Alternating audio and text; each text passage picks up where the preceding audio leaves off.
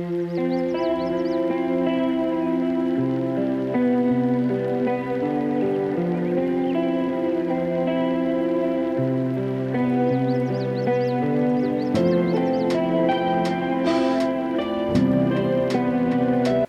Leadville limestone and marble has the finest grained metamorphic white Ewell marble in the world. And right now, final thing I'll say before we get to the slides.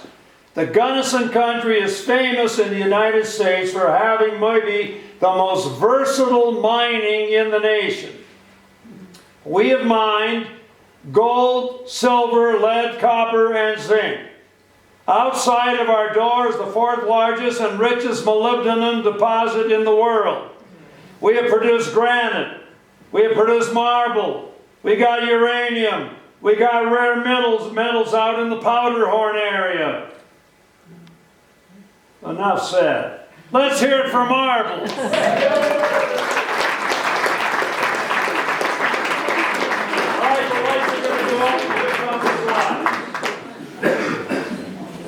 Okay, here we go. I'm going to say next to Hayden. She's going to hit it next. There is, we're on the way to marble now. There is Gothic in the 1880s with a 3-story Olds Hotel right in the middle. And Gothic mountain towering high up above. Next. There's Gothic again, pretty much during the boom. Tents, Main Street. 2,000 people in town and in the areas around Gothic. Next.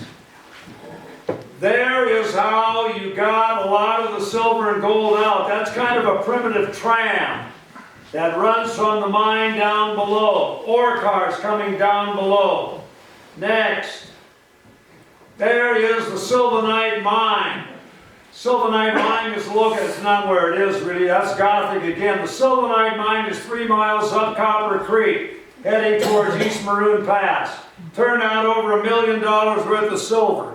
Now, when I say today that it turned out $1 million worth of silver, what's silver selling on the New York Stock Exchange today? Almost $100. Gold was selling at 20 an ounce. You know what gold is selling at today? $5,300. Do the math. This is a smart group. Do the math. Next. Devil's Punch Bowls. And that's the Crystal Canyon Road that Al Smith skied over on the right. Next. Punch Bowls again. In 1971, a University of Illinois professor named Robinson was coming up from Marble, past the Devil's Punch Bowls, coming back to Crested Butte in a new Jimmy with 62 miles on it. He said later on the road gave way, but anybody who knows anything about that road knows it isn't going to give way. Anyway, he went off the side of the road and 8 people died and 1 has never been found. Next. There's how you ski. Left side Charlie Manning.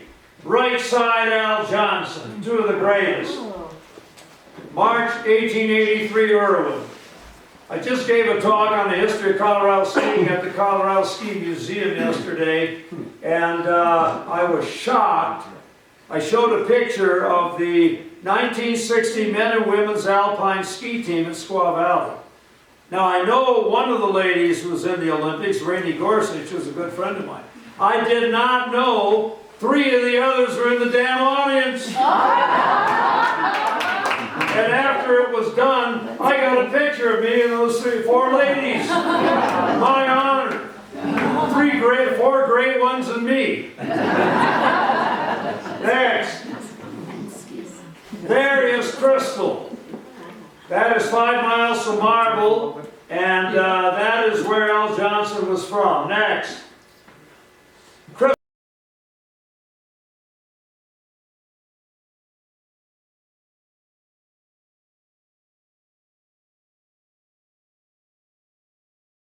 Great mill, the Crystal Mill, that is the second most photographed spot in Colorado, behind the Maroon Bells. That is a power mill. They had a 100 turbine engine inside that powered 3 silver mines on the other side of the road. Next. There's a great look at it. There's where it got the power. Very famous color. People come from all over to photograph that. Next. Crystal Mill at night. I did not take it. Next. There is marble from above. Pretty much at its peak. Next. There's the Larkin Hotel. Pretty prominent hotel for marble. Next. Elks Convention 1923. I'd like to have some of those vehicles and be able to sell them in mint condition. Next. Marble High School. That's still there. Completed 1910. Next. This is the church in marble. That one was moved over to Aspen. Next. Even the big kids of marble found pleasure. There they are. Now those snowshoes at that time were called Canadian webs. The skis that we call skis today were then called snowshoes. Next. Marble band. I'll bet they could play the polka pretty well. Next. There is a Treasure Mountain Railroad which ran for 1 year. That is a Shea locomotive with the gears operating up and down. Very rare railroad. Next. There is a tram that is taking, this is silver ore now, not marble, from the top down to the bottom. Now, some of these trams were gravity. So the ore cars coming down full pull the empty ore cars going back up empty. Next. There's Sylvia Smith. I wish I could have known her. Next. There it is, boys and girls. There's that steam tractor. Oh, I wish I could have. Next. And there it is pulling the marble. It's got 4 wagons with 20 tons on each wagon going all the way down to the mill. Look at how small those guys look up on top, huh? Next. There is the marble finishing mill. 1,741 feet long, a little over 100 feet wide. And that's where almost all that marble was cut to specifications by Greek and Italian workers. Next. That's how they moved it in the mill. Next.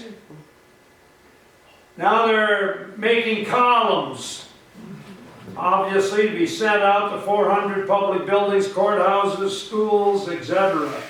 Next. This is a promotional view. These are all promoters. They're trying to sell stock. So they got a big group coming into marble and got a kind of a convention trying to induce them to buy stock in Yule marble. Next. There's the inside of the shed, and all that stuff is cut to specifications. Next. This is part of that electric tram. 17% grade in some spots. Next. There it is. That's the grade. You can see it's getting steeper. Next. There are the blocks on the tram. Next. Big snow year. Still operating. Next. Another good shot. That's that electric tram. 3.9 miles, quarries to the mill. Next. That is a great shot from the quarry looking down. You can see way down there, that's the road. Next. Now we're at the quarries. And we're loading 20-ton blocks of marble on the tram. You can see the hoist. Next. Better shot. Next. Another shot from the quarries. It looks fantastic today. It's very rudimentary at that time, obviously. Next, there is Quarrytown. Above the quarries, and that's where the workers from Greece and Italy lived, in shacks. Colonel Meek, though, was pretty good to his employees. Good man. Next, that's a great shot of taking a 20-ton block of marble out. Next, 50-ton Lincoln hoist, powered by the equipment from the inside. Just imagine those heavy machines and how difficult it must have been to get them up there. Next, 2 visitors inside the cage. That's how the men got into the quarries. Next, there is one of the great buildings produced by Colorado Yule Marble, 1935. Next, there goes the Tomb of the Unknown Soldier, 124 tons. Next, there it is again. Next,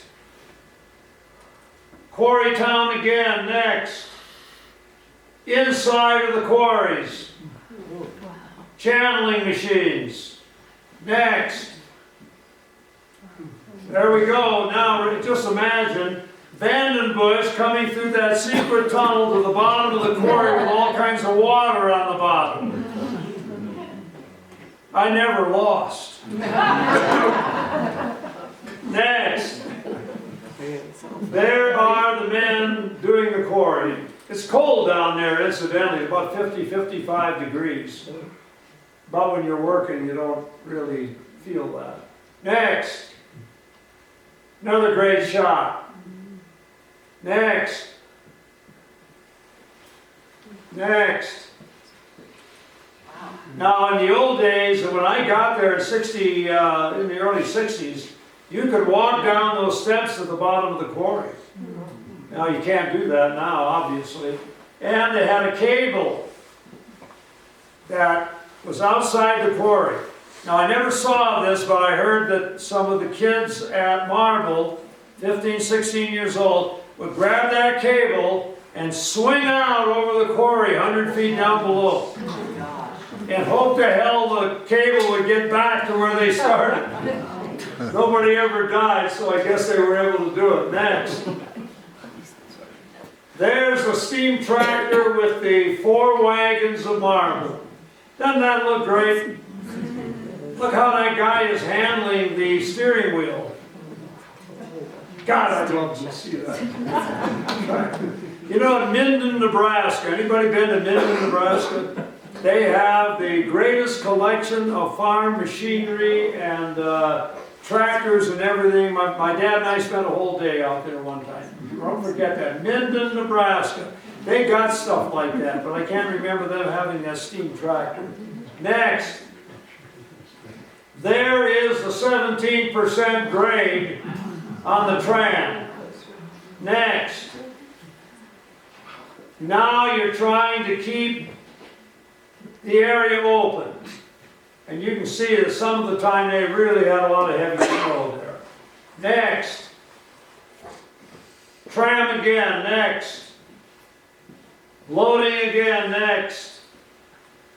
That's a great shot of the tram with a lot of blocks of marble going down. Next. Heavy snow. Next. There's Colonel Meek. Colonel Meek, incidentally, and I should have mentioned this a little earlier, was killed in the summer of 1912. He and 4 other men were bringing blocks of marble down on the electric tram. And they had a malfunction. And it reached a speed of 60 miles an hour. And every one of them jumped. And the 4 guys that jumped off made it. But Colonel Meek died of internal injuries the next day. A tremendous blow to the history of marble. Next. There was his home. Next. And there he is. That is in Washington, D.C. Next. Is that Arlington? What's that? Is that Arlington Cemetery? Near it. Oh, okay. Yeah. Here's another great shot of how long that mill was. That would have been another joy to be able to walk through that mill. Next. Another shot. Next. Next. Next. There's some of the machinery you had to have at the mill. Next. Cutting things to specifications. Next. Inside of the mill. Next. Marble again. Pretty much around 1910, 1912. Next. There's the powerhouse at Marble. Next. Church, I think we've seen that one. Next. There's the Marble basketball team. They played both ways in those days. Next. This is a ladies group right before they're putting on a play in Marble in 1910. Next. Baseball in Marble. Everybody had a team. Every mining town had a team.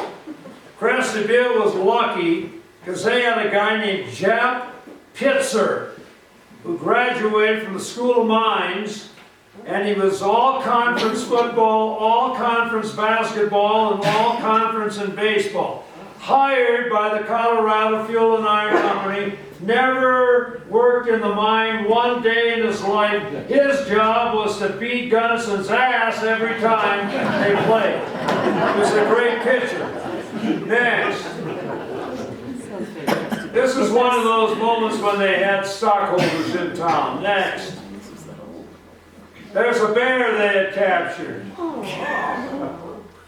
Next. Again, you can read on the bottom, that's the power company, Colter Marble Power. Next. There's the tomb boxed up, ready to go to Proctor, Vermont. Next. There's a great shot of the tomb with the engine, one of the engines one way, and then there's another engine on the left. Next. Boxed up again. Next. There are my two great friends, Charlie and Marge Orlowski. They, as a young guy coming out here, and I did this with the old timers at Crested Butte. I kept my mouth shut and did what I was told. I had my tablet, and I'd write down.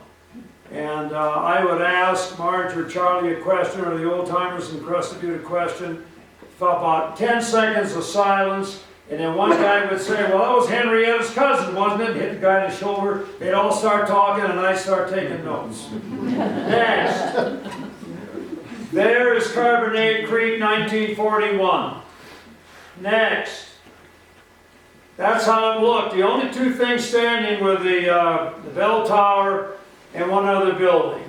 1941 flood. Next. There they are, the gazebo and the bell tower, the only two things really remaining. Next. Today, where the old mill was. Next.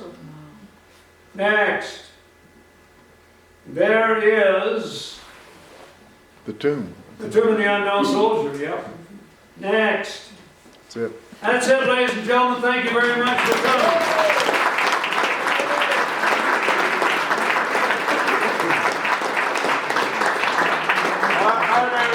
Any questions, I'll be happy to try to answer. When was the mill torn down? Well, the mill was still operating in 1931, so right at the start of the Depression. After that, the contracts were done. Yes, sir. The mill was located, if you were in town today, is it where they store the blocks? Yeah, well, where I showed you where some of the remains of the mill are right there. Those posts? That's it, yep. That's it. Yes, sir. When was the last commercial piece of stone taken out? Well, you're talking about today? Yeah. Yesterday. Good. Still operating, three trucks every 3 days. So it's still here from Carrera, from Italy, that Yeah, the guy named Marco is the head man. They have all kinds of people, about 3 people from Italy, general manager, foreman, they're from Italy. They're good guys. And do they call it Italian marble? What's that? Do they call it Italian? No, since they ship say it comes from the USA, pride of America, go over to But Carrara. it's referred to as a Carrera because it's a white marble and the Carrera has the name. Yeah, Carrara was the #1 marble town in the world in Italy until the quarry got exhausted.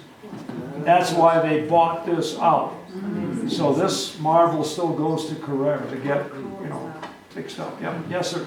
The colorizing that you guys have done to the photos, like the color of the locomotive being green, are you guys basing Yeah, that on the guy that did that for me, his initials are AI. And here's the guy that did it for me, Steve. Yeah. Now, I'll tell you why I do that. I was very reluctant. But when you do the AI and color it, you can see a lot more on what is on the photograph.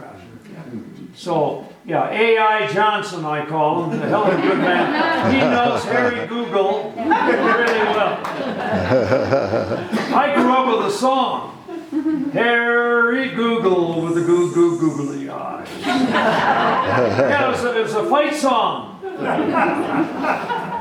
But I'm old, yes sir. Do you have any insight into the layout of the factories? Being a third of a mile long, I'm wondering if it was a kind of a... Oh, they had different sections where different things were done.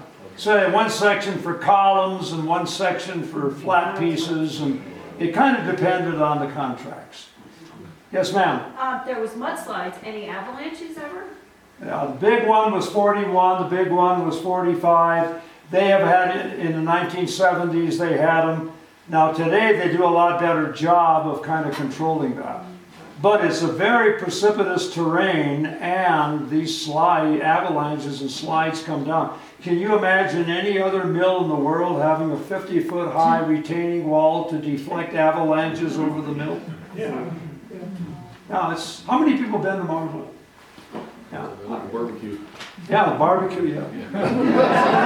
yeah. Barbecue, yeah. That's a great place. Anything else? Thanks very much. Go ahead. I'm sorry. Do you know anything about why or how the marble is so pure? Like what happened? Steve, why is the marble pure white marble? Here's the ace geologist here who will tell you. So heat and pressure, basically. So this started out as a limestone, Leadville limestone, which is named after what? Leadville, right? There's a lot of it over there. And it's the host for some of the mineralization in Leadville. But it was very widespread. Think of the Great Barrier Reef in Australia. It just covered all this part of the continental U.S. And that's about 350 million years old, those rocks. And then much later, about 30 million years old, Mount Crested Butte happened, right? So you know about Mount Crested Butte being what we call a laccolith, something like a blister of granite. Well, the blister of granite is called the Treasure Mountain Stock over at Marble. The same age, about 30 million years ago.